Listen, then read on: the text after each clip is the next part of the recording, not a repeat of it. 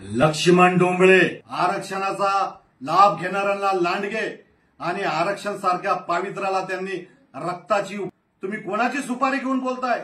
तुम्ही कोणाच्या हस्तक होऊन बोलताय? तुम्हाला मंत्रीपद कुणाच्या आशीर्वादाने मिळालं?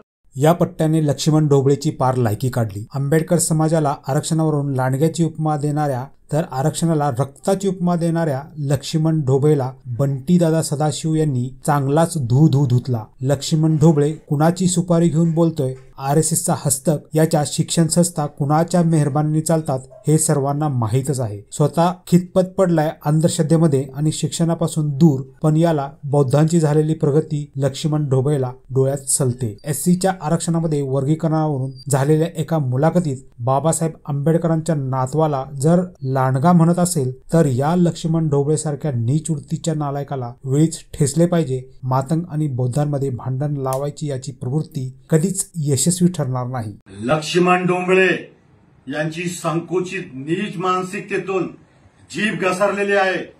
काल एनडीटीव्हीच्या चर्चा सत्रामध्ये त्यांनी बोलताना आरक्षणाचा लाभ घेणाऱ्यांना लांडगे आणि आरक्षण सारख्या पावित्र्याला त्यांनी रक्ताची उपमा देऊन अपमानित केलेला आहे। त्यांच्या या नीच मानसिकतेचा मी ऑल इंडिया पॅंथर सेनेच्या वतीने जाहीर निषेध नोंदवतो। त्यात लक्ष्मण डोंबळे यांना सांगायचं आहे, रेल्वेमध्ये चढणाऱ्यांसाठी हे चारही बाजूनेही दरवाजे उघडे असतात। त्याच प्रकारे आरक्षण जागृतीचा विषय आहे।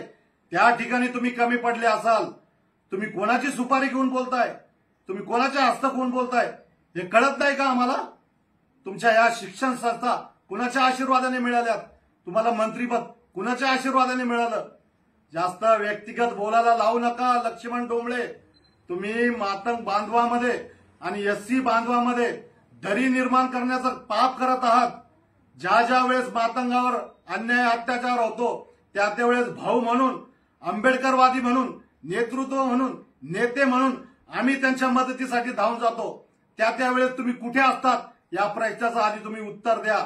तुम्ही ज्या प्रकारे आरएसएसची आणि सरकारची सुपारी घेऊन तुम्ही दरी निर्माण करण्याचं काम करत आहे त्याबद्दल तुम्हाला अजिबात थारा देणार नाही आणि लवकरात लवकर याबद्दल तुम्ही माफी मागावी। या बोलण्याबद्दल तुम्ही माफी मागावी, नाहीतर येणाऱ्या काळामध्ये तुम्हाला समाजामध्ये आम्ही अजिबात थारा देणार नाही, एवढं मात्र तुम्ही लक्षात ठेवा। जय भीम, जय लहुजी, जय अण्णाभाऊ साठे।